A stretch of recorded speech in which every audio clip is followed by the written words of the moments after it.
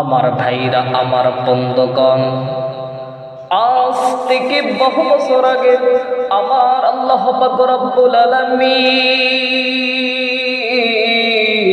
এই দুনিয়ার জমিনে মানুষগুলোকে ভালো বানাবার জন্য, অসভ্য মানুষগুলোকে সভ্য বানাবার জন্য, অভদ্র মানুষগুলোকে ভদ্র বানাবার জন্য, বেঈমান মানুষদেরকে ইমানদার বানাবার জন্য আমার আল্লাহ পাক রব্বুল আলামিন এই দুনিয়ার জমিনে দুইটা নিয়ামত, দুইটা বরকত আমার আল্লাহ পাক রব্বুল আলামিন পাঠায়া দিলেন।